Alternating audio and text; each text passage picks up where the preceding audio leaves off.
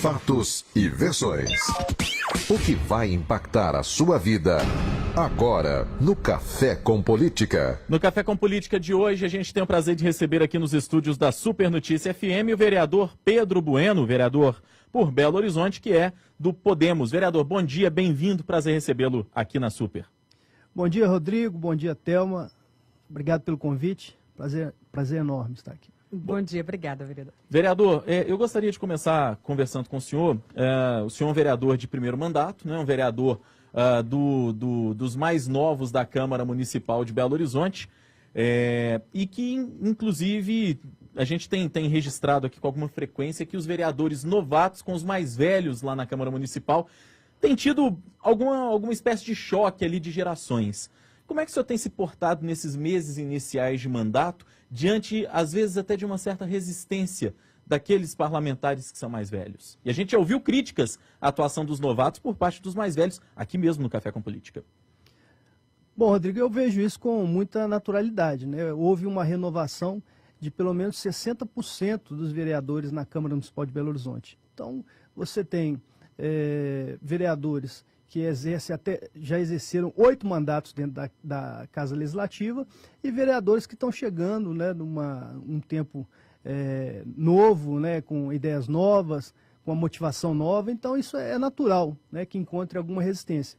Mas nós também encontramos ali, dentre aqueles mais experientes da casa, pessoas que estão ajudando, né, os nossos vereadores, e recepcionando para que a política possa ser, né, continuada dentro da Casa Legislativa. Vereador, quando se fala do relacionamento do atual prefeito Alexandre Calil com os vereadores, sempre se destaca muito essa questão de que o prefeito Alexandre Calil, ele assumiu, dizendo que não vai dar nada em troca aos vereadores e tal. Como é que o senhor recebe esse tipo de afirmação? Realmente, a Casa Parlamentar, ela tem essa imagem de que só se consegue as coisas, de que só se faz as coisas em troca de algo, ou realmente o prefeito Alexandre Calil inovou nessa questão? Bom, para quem está chegando, né, não tem nenhuma diferença, porque não é habitual você chegar com nenhum cargo, né, dentro do Legislativo. Se isso era habitual, era uma modalidade, né, no Legislativo, hoje não é mais. Então, para quem está chegando, não tá recebendo nenhum benefício extra, né, excepcional, aquilo que é previsto pelo parlamento, eu vejo com naturalidade, né?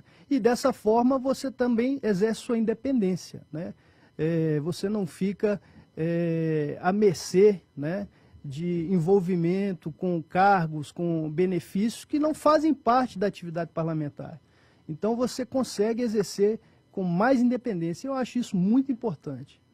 Vereador, e a relação com o prefeito, ela tá boa? O senhor se considera um vereador independente? Como é que fica isso?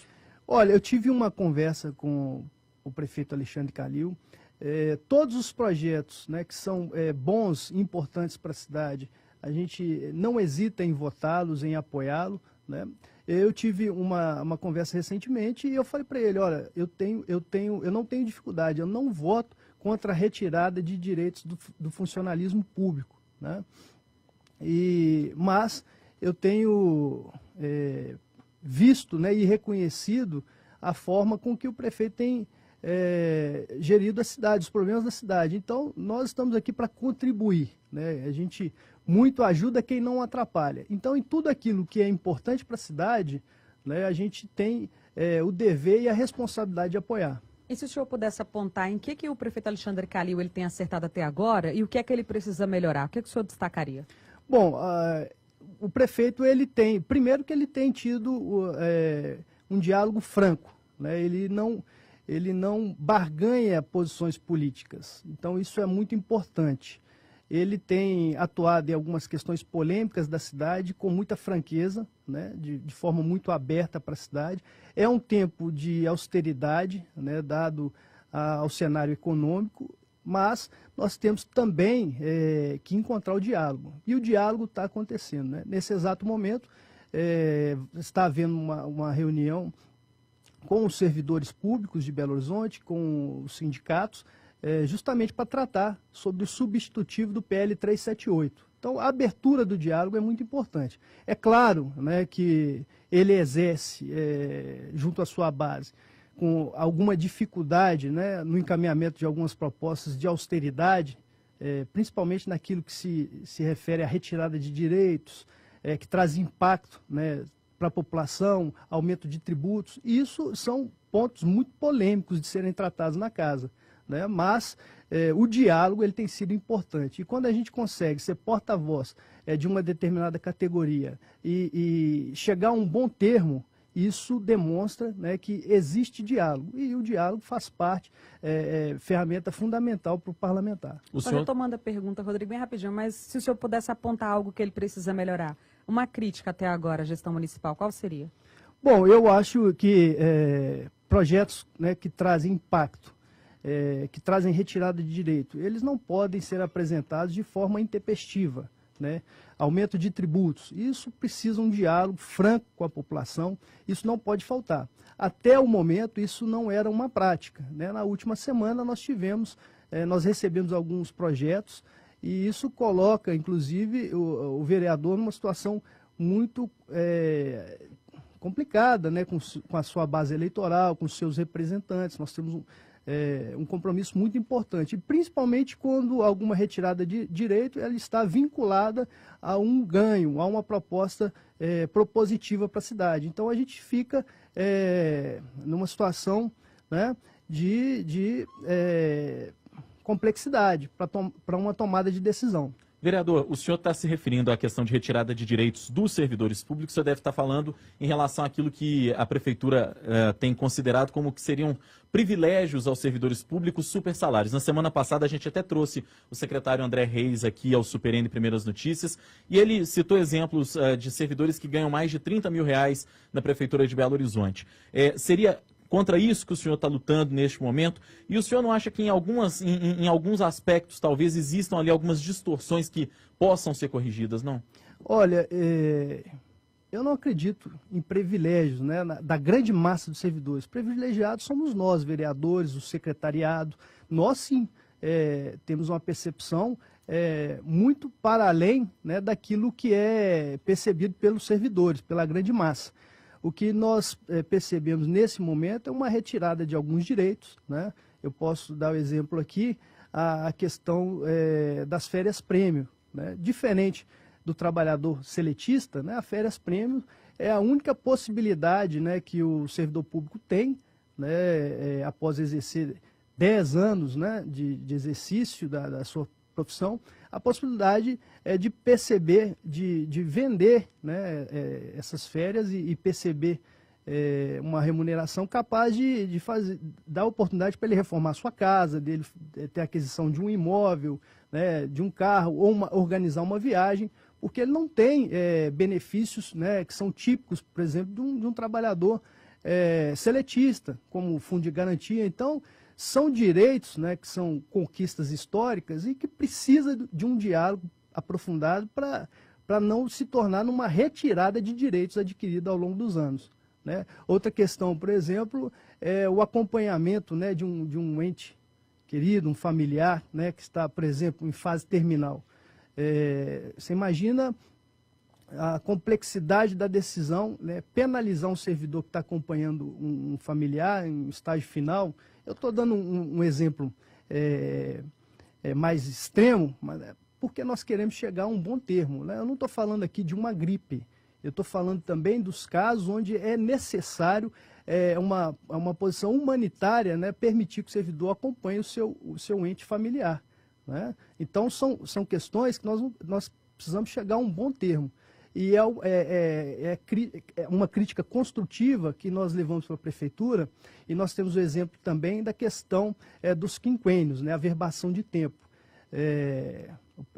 Nós tivemos aqui o secretário de Planejamento falando que é um privilégio você trazer a verbação de tempo, né, de outros entes federados, né? Você tem servidores do Estado, da União. Só para te dar um exemplo, Rodrigo, nós temos na Guarda Municipal de Belo Horizonte o seu comandante, Rodrigo Sérgio Prates, que é oriundo das Forças Armadas, né? Ele foi oficial das Forças Armadas. Imagina se ele não pode averbar esse tempo. Ele traz toda a sua bagagem, a sua experiência para a Guarda Municipal e ele não tem a oportunidade de averbar esse tempo. Eu chamo até de averbação de experiência.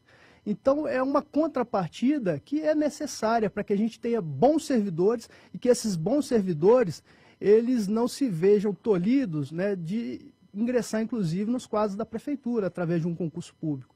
E isso é uma possibilidade. Então, são esses pontos que a gente traz em defesa do servidor público de Belo Horizonte, mas que também atende o interesse, né, da própria municipalidade.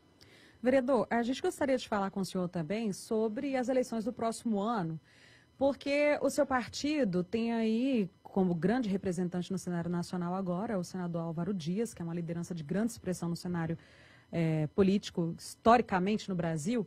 E a nossa dúvida é a seguinte: como é que o partido está se preparando aqui em Minas Gerais para prestar esse apoio ao senador Álvaro Dias, que, diferente dos outros candidatos que já estão aí com bloco na rua, falando popularmente, a impressão que dá é que ele está um pouco resguardado. Isso é uma questão estrutural do partido ou é estratégia? Bom, primeiro, dizer que eu vejo como um bom quadro representativo, né, para uma candidatura à presidência da República. Haja visto, primeiro, ele não está envolto, né, em nenhum escândalo de corrupção. Apesar disso ser uma obrigação para qualquer representante, nesse cenário tão nefasto, né, isso já o acredita, né, de forma diferenciada.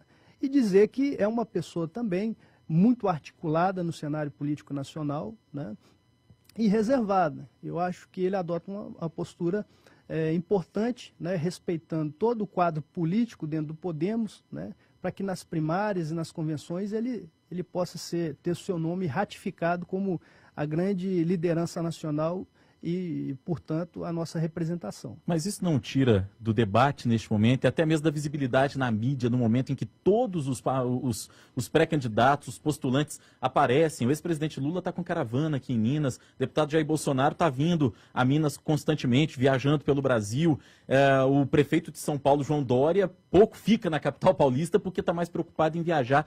Não deveria já estar fazendo esse movimento para não perder também, estrategicamente falando, vereador, o trem da história, não?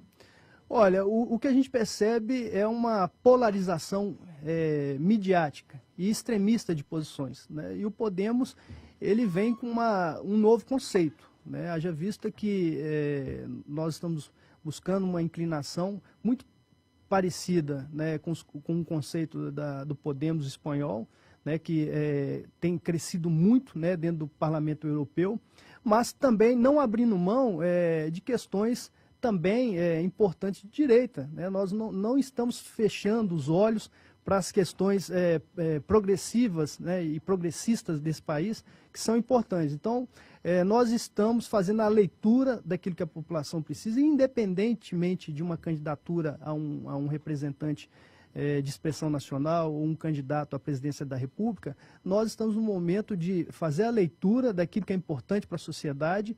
E se isso, né, se a gente conseguir concretizar, né, esse planejamento, essa bandeira, consolidar essa bandeira ideológica a tempo, né, de realizar a campanha do senador Álvaro Dias, aí sim nós teremos um candidato. Se não, nós estaremos aqui fazendo a leitura do que será melhor dentro dos candidatos. Eu acredito ainda que outras expressões de âmbito nacional vão surgir nesse debate e que estão, inclusive, se resguardando para o embate político e que, no momento certo, eles se apresentarão e darão uma oportunidade à população conhecer outras pessoas para o debate político. E aqui no Estado, qual que é a orientação, os planos do partido para as próximas eleições? Eu me refiro à Assembleia Legislativa, ao governo do Estado, obviamente.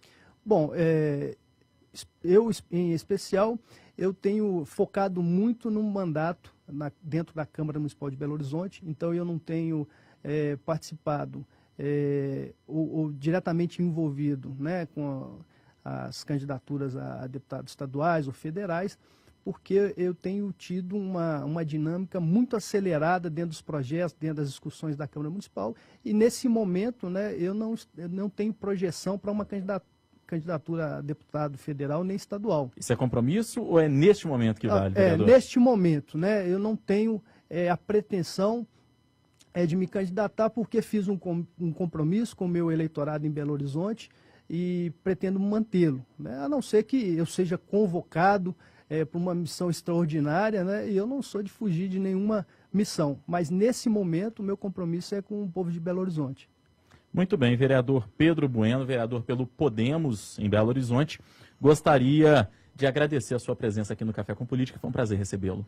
Muito obrigado, Rodrigo, Delma, estamos à disposição, sempre convidado.